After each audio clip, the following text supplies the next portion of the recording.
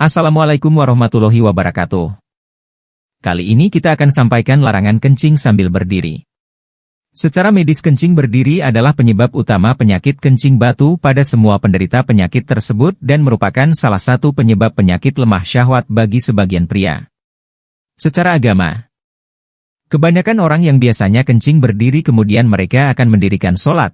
Ketika akan ruku atau sujud maka terasa ada sesuatu yang keluar dari kemaluannya. Itulah sisa air kencing yang tidak habis terpencar ketika kencing sambil berdiri.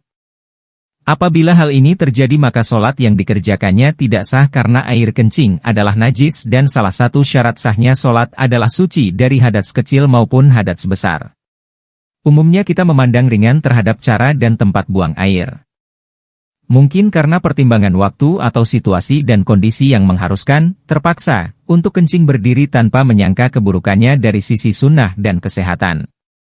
Orang dulu mempunyai budaya melarang anak kencing berdiri sehingga kita sering mendengar pepatah, guru kencing berdiri, murid kencing berlari, karena memang terdapat efek negatif dari kencing berdiri.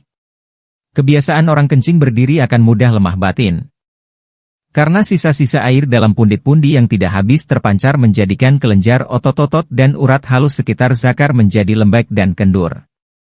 Berbeda dengan buang air jongkok, dalam keadaan bertinggung tulang paha di kiri dan kanan merenggangkan himpitan buah zakar. Ini memudahkan air kencing mengalir habis dan memudahkan untuk menekan pangkal buah zakar sambil berdehem-dehem. Dengan cara ini, air kencing akan keluar hingga habis, malahan dengan cara ini kekuatan sekitar otot zakar terpelihara. Ketika buang air kencing berdiri ada rasa tidak puas, karena masih ada sisa air dalam kantong dan telur zakar di bawah batang zakar. Ia berkemungkinan besar menyebabkan kencing batu.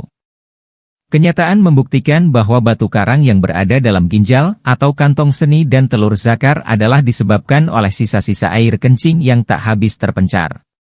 Endapan demi endapan akhirnya mengkristal, mengeras seperti batu karang.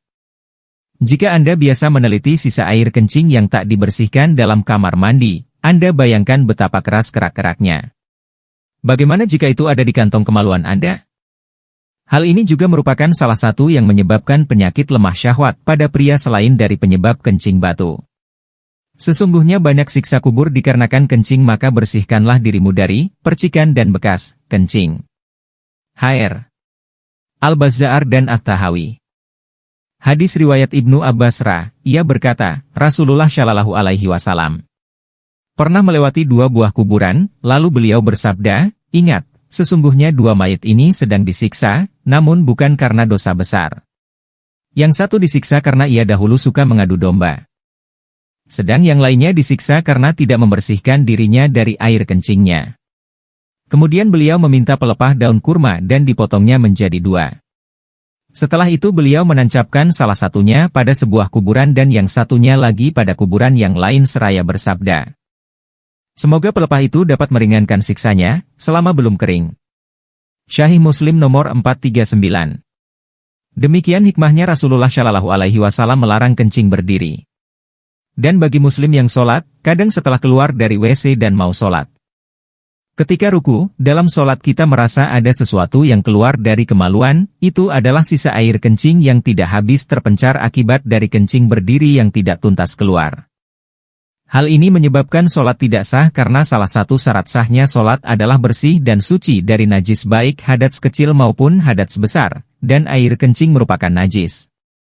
Sehingga Nabi Shallallahu Alaihi Wasallam sering mengingatkan dalam sabdanya.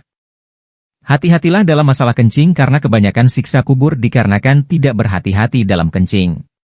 Nah, masih mau kencing sambil berdiri? Jangan lupa like, share, komen, dan subscribe. Terima kasih.